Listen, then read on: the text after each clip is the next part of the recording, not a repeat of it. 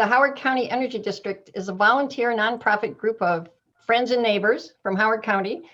We are dedicated to strengthening our communities through local renewable energy and improved energy efficiency. Using energy more efficiently and increasing the amount of local customer-owned renewable energy keeps more money local rather than having to send it to out-of-state utility shareholders. As they say, shop local. It helps make people more comfortable in their homes and helps farms and other businesses improve their facilities and their bottom lines. It helps local governments offer services to their residents without increasing tax levies. In short, local, customer-owned renewable energy and improved energy efficiency strengthen our communities. A short ad here. You know, there's always ads. As a volunteer group, we are always looking for other like-minded people who are interested in advancing renewable energy. If you might be interested in working with us, or if you know someone, please let me know. Some of our board members are term limited, and we'd like to grow our group. We will also, in 2021, be looking for a part-time paid executive director. Now, I know everyone on here has a job, so I won't expect to hear from you, but if you know someone, a young person who might be taking a gap year or something who's interested in renewable energy, please tell them to, send me an email. Hey, Lynn, is there any way to protect those solar panels if you get like severe weather, like hail or anything like that?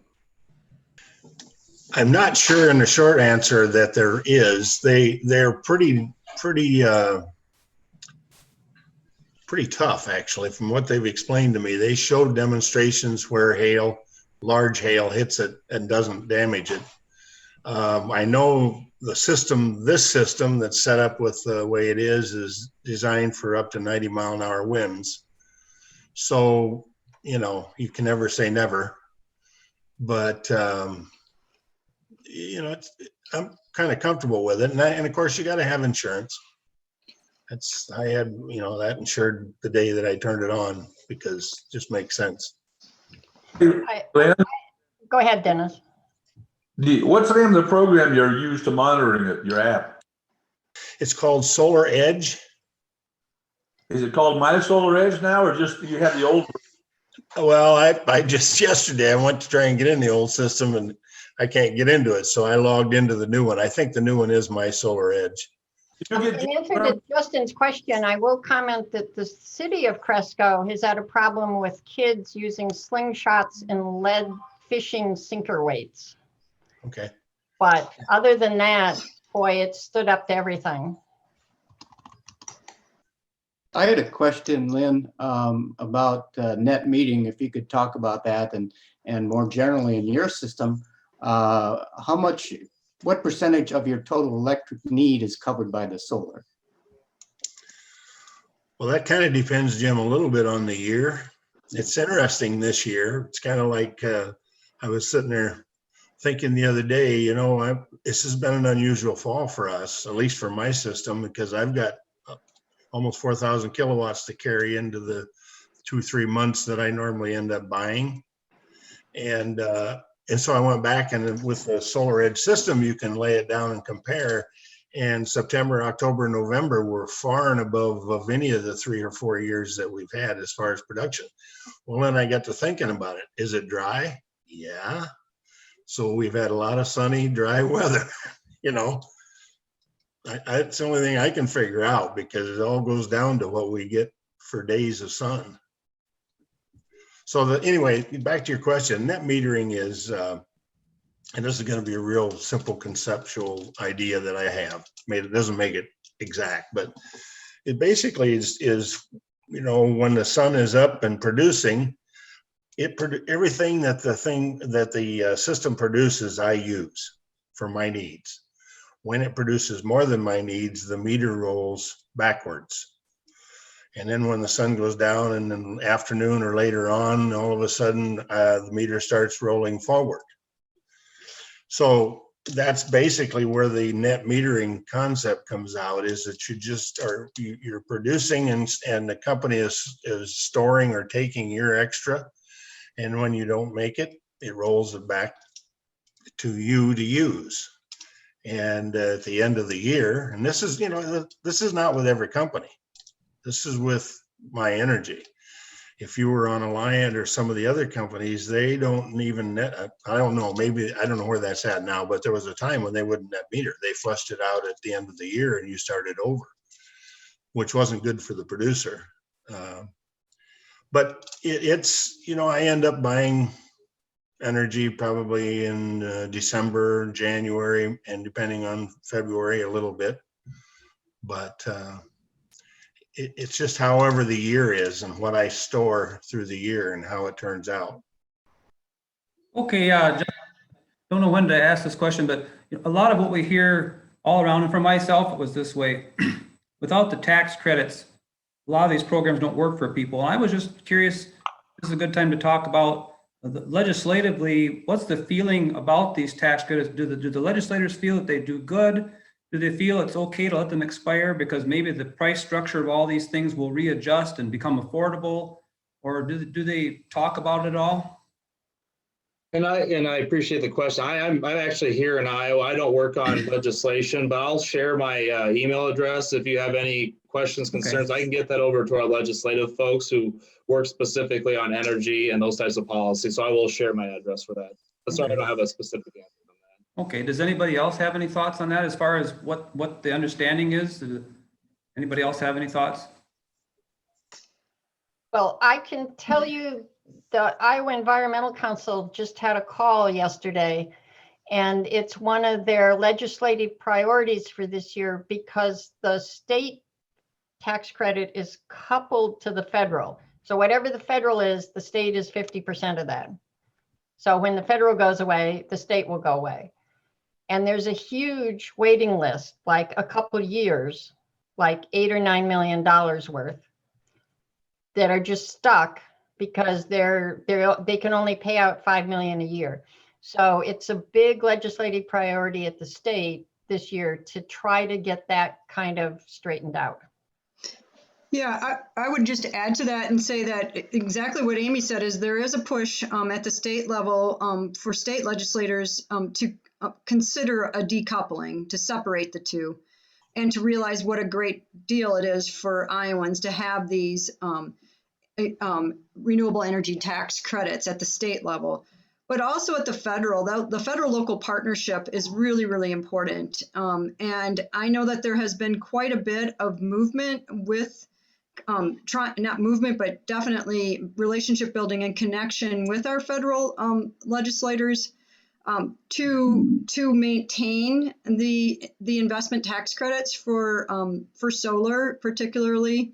And I believe geo as well. So the idea is that they're working, and there couldn't be a better time to have that stimulus still there for these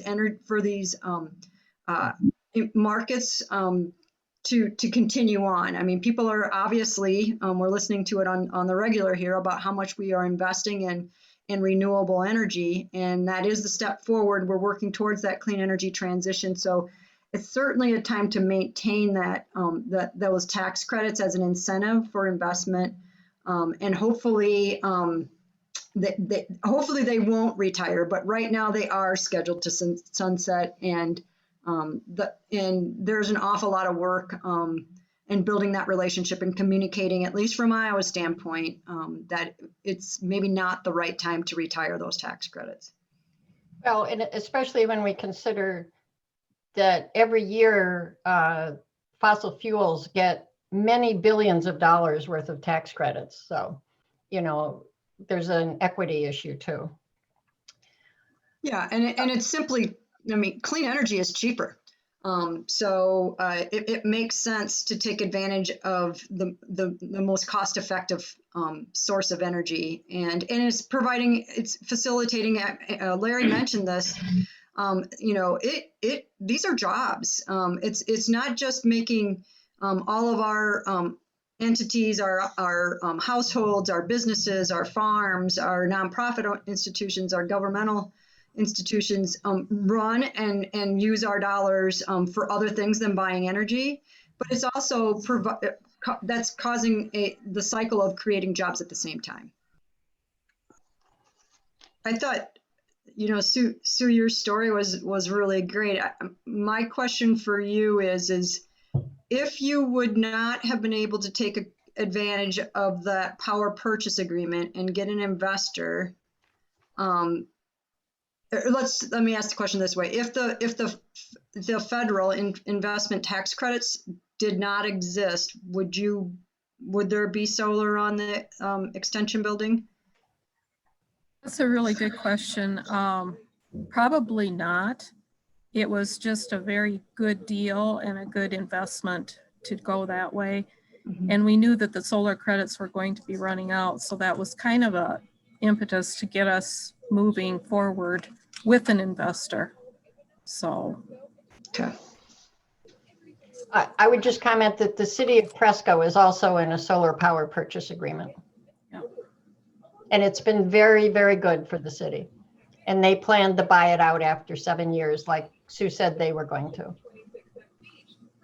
So I think, I guess that goes back to the point, so that essentially this year will be the last year for non-taxable entities like nonprofit organizations, hospitals, or city governments, local governments to take advantage of the PPA arrangement and get, the foot in the door when it comes to the savings regarding renewable energy.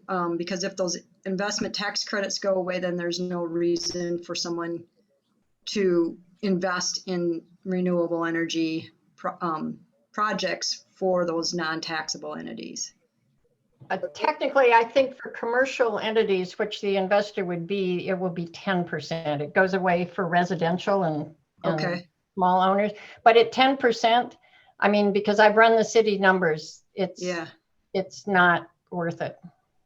I can answer Jeremy's question. The investor paid for the system, which is, what did you say it costs, Sue? I think you told me like $30,000 or something. Yeah, I believe it equated to about $30,000. We had to do some electrical changes in our building, and we did put that cost because we had 2 electrical systems in our building, but it was about $30,000 for the total cost. And how much do you project your savings to be, Sue?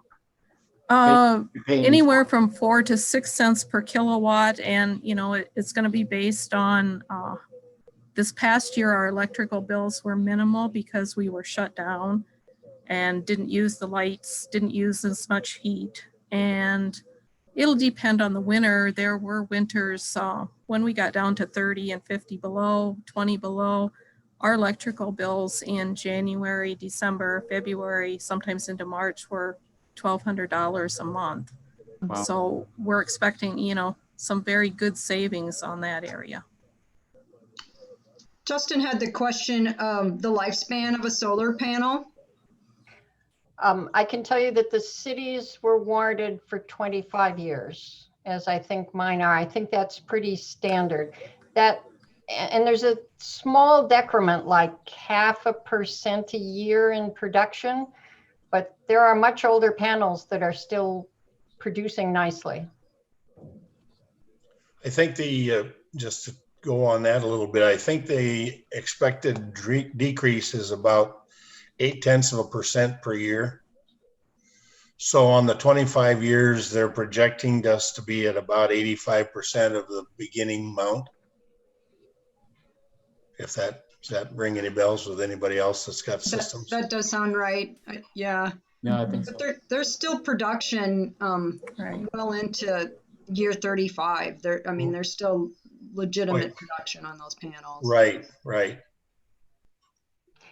But I will say you do have to wash them. I hadn't had mine cleaned for about 5 years, and I had them cleaned, and like Lynn mentioned, oh my God, mine were dirty. So the dirt can really cut your production.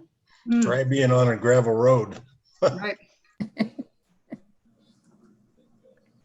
Amy, how did the city approach investors for the city's solar fields? As far as, was that a bid process, or did you just contact somebody, or how did that all work out? Well, the whole process was very interesting, and it was honestly exploratory because we were the third power purchase agreement in the entire state after it was legalized.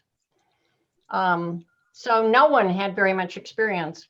We got bids for what we were interested in from 3 installers. And then we approached wealth managers in town and said, we understand you can't give us your clients' names, but could you tell your clients about this? And I don't know if it was through that or not, but the investor actually came to us. And what they are essentially proposing is the rate, and it was what we expected, so we took it. I mean, and we've had a very cordial relationship with our investor. Is that rate adjustable, or is it a standard flat rate for 7 years? Well, no, it goes up by 3% per year. So we started at 10 cents per kilowatt hour. It's been in 4 years. I think this month we're paying like 11.25 or something like that. But considering how much Alliant has raised their rates in the same period, we're really happy. And Jeff, I can give you a little insight into our situation in talking to the solar companies. They always have some people in their back pockets that they're working with or working for. So the process is fairly easy. If you don't know of someone, they usually can, fill in the void if you're looking for an investor. One more quick one. Is there a mitigation bank for something like this? Say you have an area or a facility where putting solar panels just isn't an option. Is there a mitigation bank you can buy into to receive any credit on your current bill? Or is that really kind of not? Unfortunately, community solar is not allowed in Alliance service area. I think that's right, isn't it, Jolene? What you're talking about, Jeff, is called community solar. Okay. Yeah, so again, trying to keep it equitable here. There are some opportunities for community geo, and we could talk about that. But on the idea of community solar, you will see that in areas where there are municipal utilities, or like, for example, the REC Alameda-Clayton has a solar farm, and so if you don't want to go through the hassle of siting in solar, you can buy some of their solar panels that are just to the north of Alameda-Clayton REC, and you buy them at a certain price, and then all of the solar production on those meters that are on those panels that you purchased comes to you as a direct bill credit. So yes, that it does happen, but you see it more in municipal utility situations or these RECs, and you're not in investor-owned credits. Alliant and Mid-Am, I do not think they are producing solar. They're closing coal plants and using wind and solar, so they're replacing their wholesale generation with solar panels, but they're not allowing you to purchase their solar panels. They'll just sell you that clean power. So Sue, we recognize you without your mask, so some progress has been made. Any questions for Sue? That's atrocious to think that we filmed that and we were wearing masks, and we're at the end of the tunnel, I think. Yes. Yeah. It's getting lighter, yes. And these are becoming much more common. The city of Cresco was the third solar power purchase agreement in the state once they were legalized by the state Supreme Court in 2016. And now they're very common. I mean, we fought our way through a contract that's like 35 pages long. And now pretty much the contracts are standardized. Even smaller nonprofits can do them. And I think it's fair to say that it's a real help for non-taxpayers. It's been a real bonus for us. Like you heard, our electrical bills were atrocious. And what we had to change in our office was we had 2 buildings put together as one office. So we had 2 meters which was eating us alive for meter charges, et cetera, et cetera. So by combining that and running it all through the solar system, you know, we're saving quite a lot of money. We're fairly new to this system, so I don't have all the numbers like the rest of you do, but we're anxious to see how it plays out. I'm thinking we went online with solar last fall, and that's probably not the time that there's a lot of sun out, but the last month we had more sun, so we're producing energy now that the sun is reappearing. So, Well, plus I think you have a flat roof, and just like the city hall. yes. And when it snows, those take a while to shed. So Our roof is fairly unique. It is flat. They were worried about the load, and the load is, you know, just fine. And because they're not drilled in, they are, I can't remember the term John used, ballasted, I think. ballasted onto the roof. And then the other unique feature is our roof has a central drain. So any snow that melts on the top of the roof drains through the middle of our building. So we get the benefit of listening to trickling water in heavy rainstorms, and, you know, if there's a lot of water coming, you know, down from the roof. So if you do have a flat roof, you want to make sure that you have, you know, proper drainage, because if we get a heavy snow, the snow accumulates on those panels. You have to have a release for that water.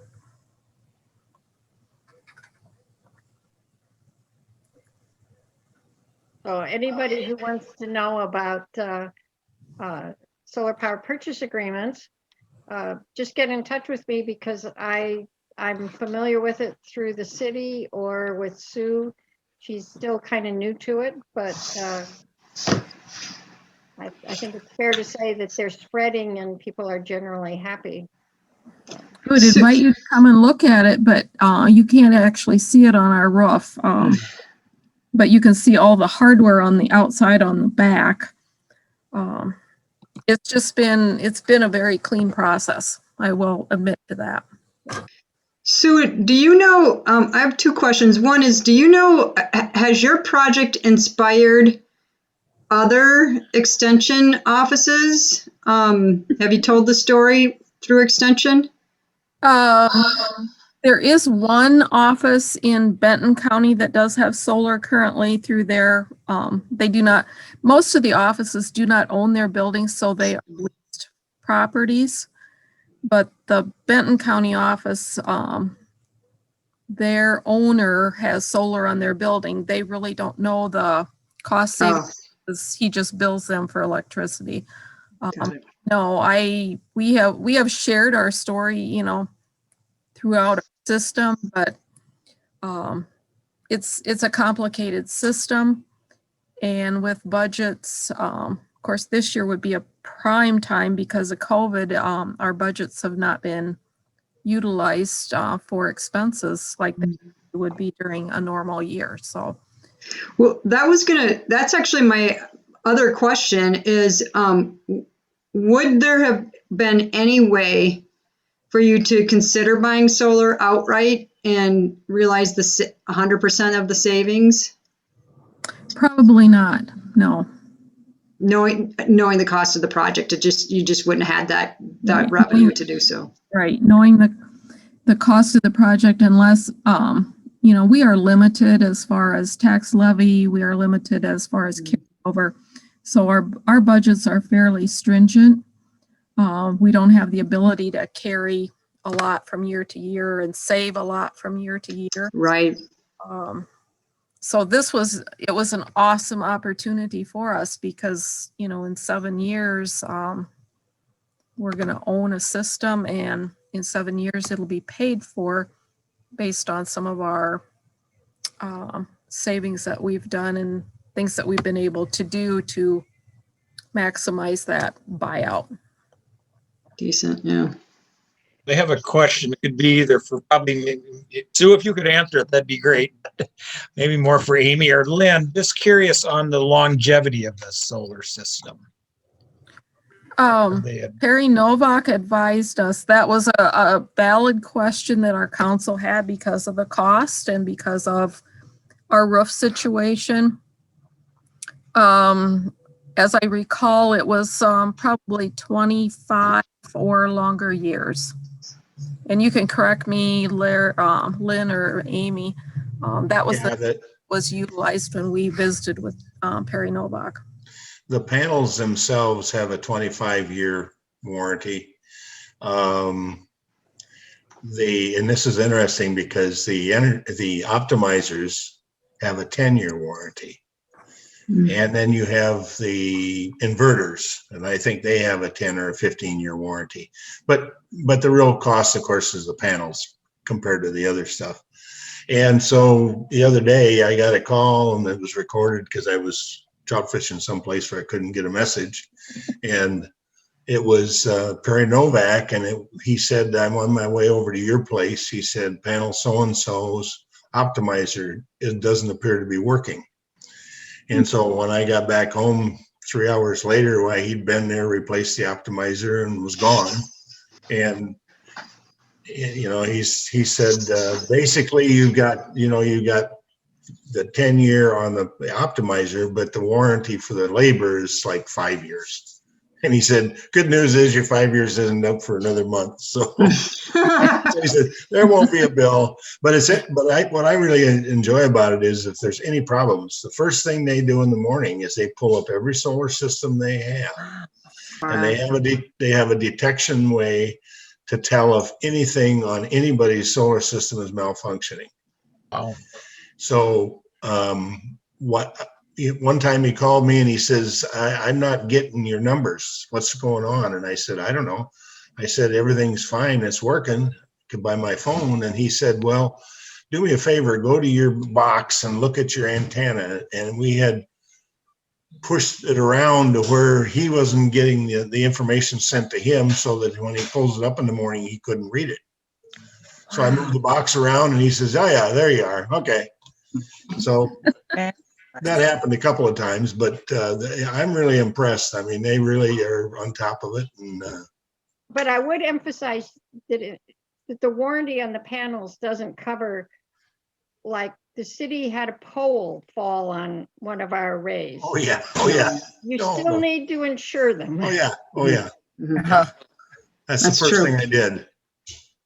Yeah, and insurance isn't expensive, really. I mean, you got to do it because you get a hailstorm or whatever, and they'll take a Although lot. it takes quite a hailstorm. Mine have been up for 7 years, and they've been through a lot of hail. And Yeah. Yeah, ours too. Yeah, ours too.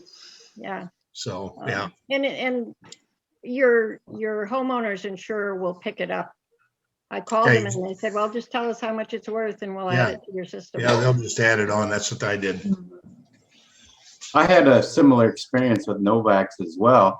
After we put our solar system in 2017, the inverter went out, and I hadn't been checking it or watching it, but Novaks track it and everything. And so they called me and said an inverter was out, and so they come and switch it out as under warranty, of course. Sure, So sure. it's nice that they really track it, and it helps you keep track of that, making sure everything's working.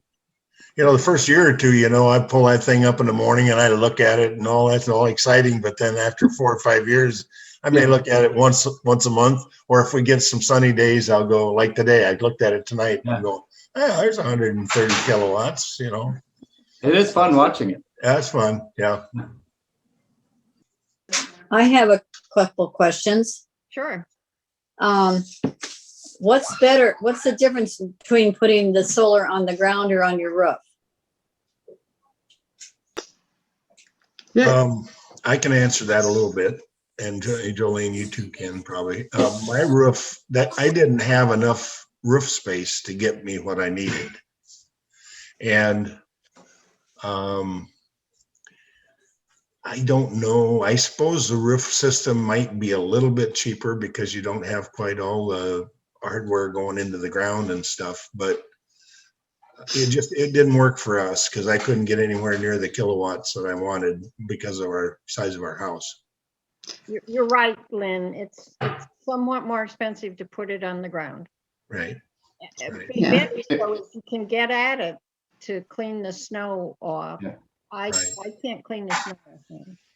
And my situation was just the opposite of Lynn's. I didn't have the yard space to put one on the ground, but I did have the roof space to put it on. Yeah, so it depends. Yeah. In Whatever fits. extensions, Yeah. in extensions case, we had roof space, but our roof space does not carry the full load. We had the option, if any of you know where our office is, to build like a carport and Oh, yeah. put panels on top of like a carport area. But to build the carport was going to be horribly expensive. So it was, Yeah.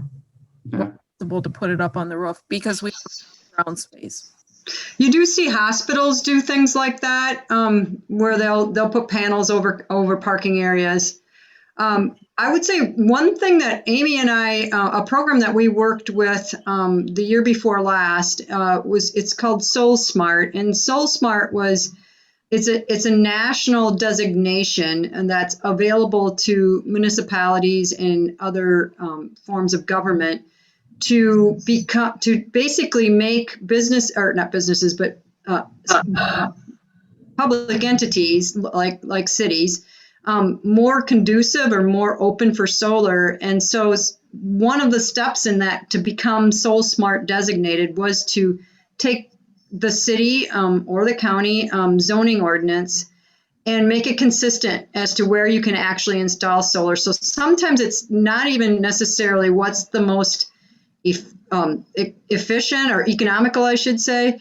Sometimes it's a little bit related to what's going to be allowed according to zoning ordinances. And so sometimes it can just really be site limited, but sometimes it can be, rural limited, I suppose. But for us, I know that we also could not put it on our roof. We didn't have enough ground, and we live in the country, so we have the space to put it remote from our property, and it works well for us. But our system would not be popular in a crowded neighborhood.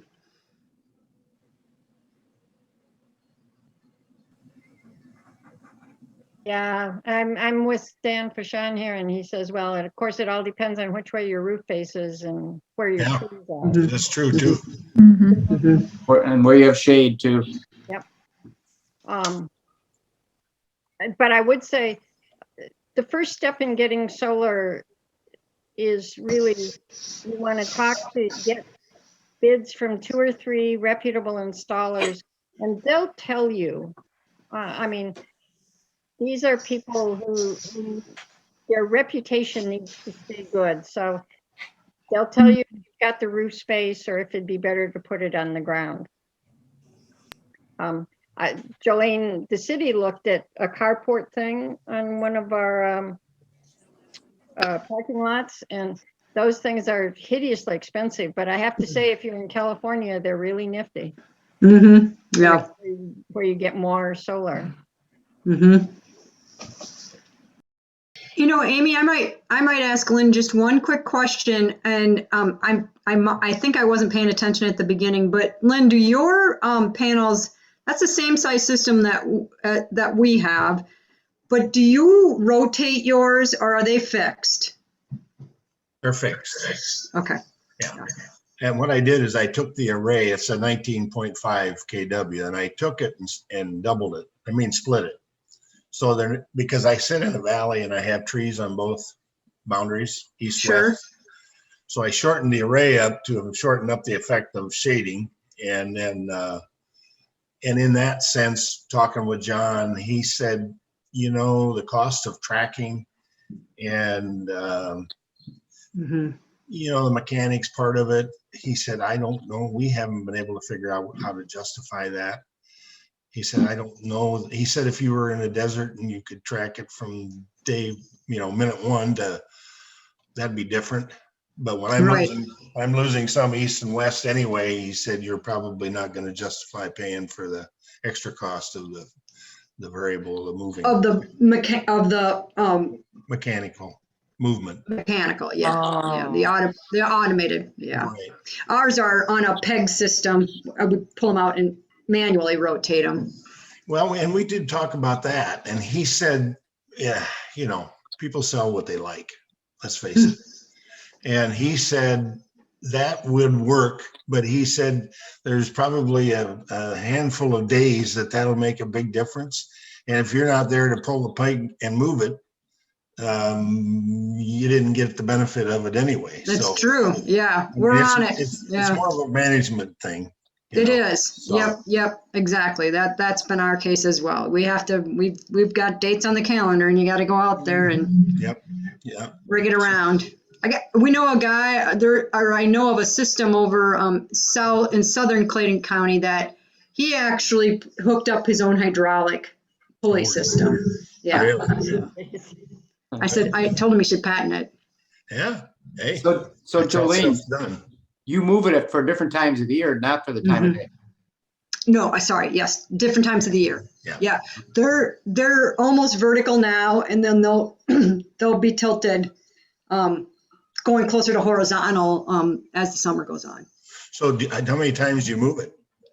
I believe it's 3 times a year. Okay. Mhm. Okay. Spring, summer, and fall, maybe, or whatever. Yeah, I'd say that's probably right. Yeah, Makes Yeah. sense. But, I guess I would emphasize that that's not necessary, like the ones Oh, on my no. roof just sit there all year round. Yeah, no, it is not. It's something that we desired, and yeah, but definitely not a necessary thing. And I don't. The system that we have didn't. I mean, it costed out. It was really important to my husband that we did it this way, but it really wasn't more expensive. It was more to have the option in place, I guess. So do you have optimizers on your panels? Optimizers. I don't.